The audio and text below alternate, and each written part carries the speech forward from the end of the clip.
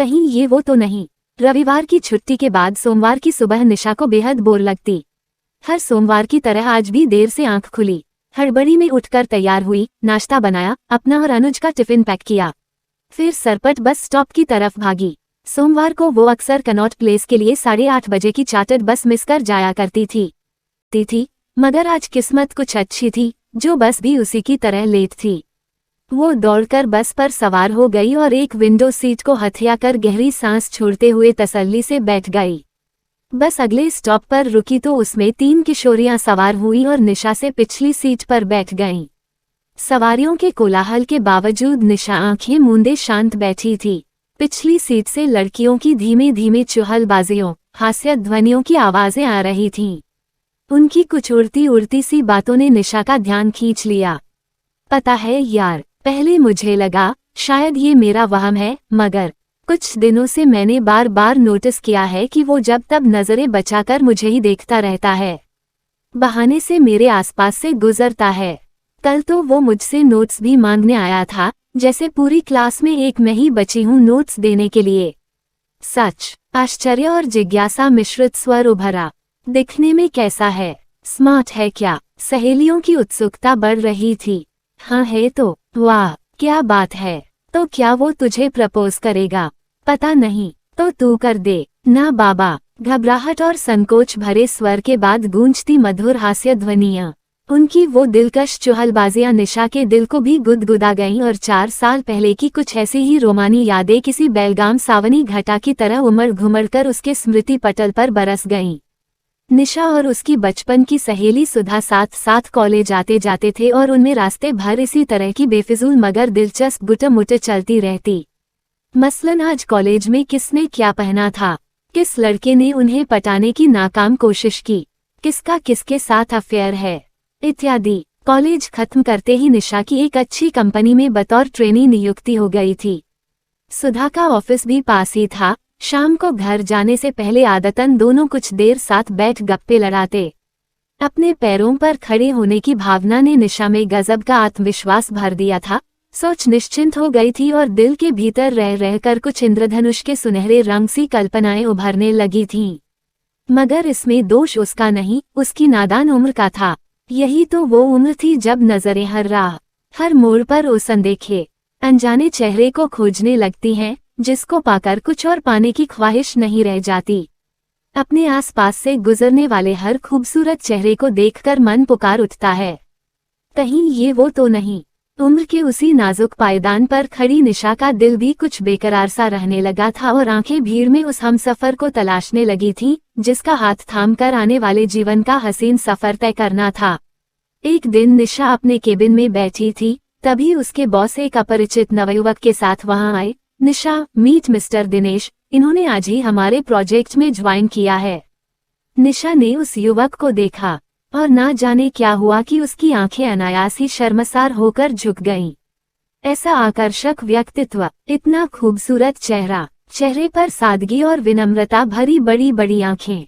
पल भर के लिए निशा को लगा कि जैसे उसके ख्यालों में छाई रहने वाली अनदेखी अनजानी छवि रूप धरकर प्रत्यक्ष आ खड़ी हुई। सेहन में एक बार फिर कहीं ये वो तो नहीं का गंभीर प्रश्न उभर आया, जो उसकी धड़कनों को तेज कर गया। बड़ी मुश्किल से बेकाबू हुए दिल को संयत कर निशा ने शालीनता से दिनेश का अभिवादन किया। प्रथम परिचय के आदान प्रदान के बाद दिनेश तो वहां से चला गया, मगर उसके साथ आया खुमार भरा रोमानी झोंका निशा के दिल पर दस्तक दे वहीं ठहर कर रह गया। पहली नजर के प्यार के किस्से सुने तो थे, मगर आज निशा ने उसको स्वयं अनुभव किया था। उसके बाद कुछ अजीब सिलसिला शुरू हो गए थे। दिन में उसकी चोर नजरें बार बार दिनेश की ओर घूम जाती, और जब उसे एहसास होता कि दिनेश भी उसे देख रहा है तो घबराहट में वो चेहरा घुमा लेती। नजरें मिलती तो उसके दिल के तार झंझना जाते। एक ही प्रोजेक्ट पर काम करने की वजह से दोनों को बातचीत के अवसर उपलब्ध होने लगे थे। दिनेश एक बात पूछता तो वो 2 आगे की बात भी बता दिया करती। उसकी सहयोगी प्रकृति को देखकर दिनेश भी अक्सर उसी से सहायता लेने आ जाता। दिनेश के हंसी मजाक और खुले गर्मजोश व्यवहार से निशा को लगने लगा कि उसका प्यार शायद एक तरफा नहीं है। और जिस दिन दिनेश ने ये कहा कि निशा, अगर तुम ना होती तो ना जाने इस ऑफिस में मेरी कैसे गुजर होती। उस दिन उसका शक पूरी तरह से यकीन में बदल गया था। दिनेश के आकर्षण में कैद निशा का दिल किसी चंचल हिरनी की तरह कुलांचे भर रहा था। उसका वेतन अपने लिए कम पड़ने लगा था। ब्यूटी पार्लर जाकर फेशियल, हेयर कलर आदि कराना जरूरी हो गया था। अपने पहनावे को लेकर भी वह सचेत हो चली थी। ढीले सलवार सूट की जगह टाइट फिटिंग चूड़ीदार और हमेशा पिनअप रहने वाले कॉटन दुपट्टे की जगह खुलकर लहराने वाले शिफॉनी आंचल ने ले ली थी। पास में एक आईना भी रहने लगा था, जिसे चोरी छिपे जब तब वो देख लिया करती थी। क्या बात है निशा, बड़ी बनी संवरी रहने लगी हो। कहीं शादी की बात चल रही है क्या? नहीं तो वो झेप जाती। कहते हैं ना इश्क और मुश्क छिपाए नहीं छिपते। उसके सहकर्मी उसमें आए परिवर्तनों की टोह ले रहे थे और शायद इसका कारण भी जानने लग गए थे, मगर वो सब बातों से बेखबर अपनी ही स्वप्निल दुनिया में मगन थी, जिसमें झांकने का हक सिर्फ उसकी अतरंग सखी सुधा को ही था। शाम को दोनों मिलते तो निशा दिनेश से जुड़ा एक एक ब्यौरा उसके सामने रख देती। क्या कभी उसने तुझसे साफ साफ कुछ कहा है? एक दिन सुधा ने पूछा। नहीं तो, जबान से कुछ नहीं कहता, मगर मैं उसकी आंखों में सब पढ़ सकती हूँ। निशा का स्वर आश्वस्त था। तो तुझे पक्का यकीन है कि वो भी तुझे? और नहीं तो क्या, एक दिन कह रहा था कि मेरे बिना तो ऑफिस में उसका एक दिन भी गुजारा ना होगा। जब देखो मुझसे बात करने के बहाने ढूंढता रहता है। सर भी कह रहे थे कि दिनेश उनसे मेरी तारीफ कर रहा था। निशा लजाती हुई मुस्कुराई। वाह यार, वो कुछ नहीं कहता तो तू ही कह दे। ज्यादा देर मत करना, हम देखते हैं। निशा ने ठंडी आह भरी। निशा के लिए दिनेश की पहल का इंतजार करना मुश्किल हो चला था।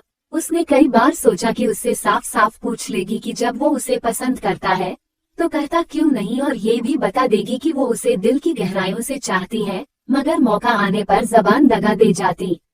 आज भी वो कुछ ऐसा ही सोचकर ऑफिस आई थी, मगर आज दिनेश ऑफिस में नहीं था। किसी से कुछ कहकर भी नहीं गया था। उसके बिना निशा को ऑफिस में बिल्कुल अच्छा नहीं लग रहा था। 3 दिन गुजर गए थे उसकी राह देखते हुए।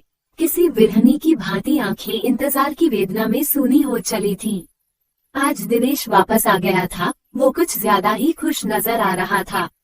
उसने अपने सभी साथियों को, जिनमें निशा भी थी, इकट्ठा किया और एक शुभ सूचना का प्रसारण कर दिया। कल मेरी सगाई हुई है। अगले महीने शादी है।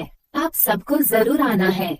क्या? निशा अवाक थी। उसे सहसा अपने कानों पर यकीन नहीं हुआ। वाह साहब, मुबारक हो। सिर्फ विवाह निमंत्रण से काम नहीं चलेगा, सगाई की पार्टी भी देनी होगी, वो भी आज ही। अन्य सहकर्मियों की बधाइयां सुन धीरे धीरे निशा के गले बात उतरी कि जो सुना था वो वहम नहीं, हकीकत थी। उस पर तो जैसे वज्रपात हो गया। मस्तिष्क सुन्न पड़ गया। लगा जैसे किसी ने आकाश में ऊंची उड़ान भर रहे निर्बाध पक्षी को विषैले तीर से घायल कर जमीन पर तड़पता छोड़ दिया हो। वो खुद को किसी तरह संभाल अपने केबिन में आकर बैठ गई। मन के भीतर तूफान चल रहा था। प्यार मुझसे और शादी किसी और से, ऐसी भी क्या मजबूरी थी? कहीं घर वालों के दबाव में आकर तो अपनी भावनाओं का दमन, मगर मुझसे तो कह सकता था। उसके केबिन के बाहर लोग अभी भी दिनेश को घेरे खड़े थे। चलो, एक और बेचारा शहीद होने जा रहा है। अरे भाई, ये तो बताओ, ये लव मैरिज होगी या अरेंज? लव कम अरेंज मतलब ये कि हम दोनों सहपाठी थे और पिछले 4 सालों से एक दूसरे से प्रेम करते थे। हमारे घर वाले भी इस बात से अवगत थे। बस मेरी नौकरी लगने का इंतजार था। सो नौकरी लगते ही हमारी सगाई की औपचारिकता पूरी कर दी गई। निशा पर एक और पाषाण प्रहार हुआ। तो वो मुझसे नहीं, किसी और से। तो फिर मुझे ऐसा क्यों लगता रहा कि वो मुझसे इतना अपनापन, इतनी गर्मजोशी होती थी उसकी बातों में। मगर वो तो सभी से ऐसे ही बात करता है। उसने कहा था कि मेरे बिना उसका एक दिन ऑफिस में काम ना चले, मगर ऐसा तो मेरे बॉस भी कई बार कह चुके हैं। उनके बारे में मुझे कभी ऐसा ख्याल क्यों नहीं आया? वो मुझे बार बार देखता था। कहीं ये मेरा वहम तो नहीं था। आज विश्वता स्वयं से वार्तालाप हो रहा था। उसका अंतर्मन उसे सच्चाई का दर्पण दिखा रहा था। यही अंतर्मन जिसने पिछले कुछ दिनों से उसे दिवाली एहसास के नतीजे में ऐसा उठाया कि आज जब उसे बाहर निकलने की बारी आई, क्या कर भी वो सरगर्म है सखी और तबीयत खराब होने का बहाना कर देर चली आई। दिनेश की शादी की खबर वो अपनी नासमझी से मुझसे कह रहा थी। किसी से शिकायत भी तो नहीं कर सकती थी, करती भी क्या, सब कुछ उसका अपना ही किया गया था। शाम को सुबह उससे मिलने के लिए आई तो उसकी हालत देख कर घबराई। पहले ये क्या उदास सूरत बनी रखी है, खाना चाहिए थी। क्या हुआ, आज भी तेरे दिनेश ऑफिस नहीं आया क्या? हम आ गए तो तुझे तो खुश होना चाहिए। हम उसकी शिकायत हो अगले महीने शादी। मगर वो तो तुझसे फिर ये अचानक कैसे? मजबूर था, उसको पिता ने पहले से ही अपने एक दोस्त की बेटी से उसकी शादी तय की हुई थी। जब दिनेश ने इस शादी का ऐलान किया तो मेरा मन चौंक आ गया। डॉक्टर ने कहा है कि उन्हें किसी प्रकार के मानसिक आघात नहीं पहुंचना चाहिए। अतः दिनेश को मजबूरन नशे की पूर्ण तिथि संसदा द्रवित हो उठी। मैंने उसे समझाया कि फर्स्ट पीरियड से कहीं ऊंचा होता है, अतः उसे अपने पिता की बात नहीं लेना चाहिए। मैंने उसे विश्वासन दिया कि हम हमेशा अच्छे दोस्त रहेंगे, क्योंकि अगर नशे पत्नी अपने शिका का उससे स्पीच करनी पड़ी। एक दिन दवाई का दवा हुआ, मगर मेरे बेटे का जीवन छुपा था।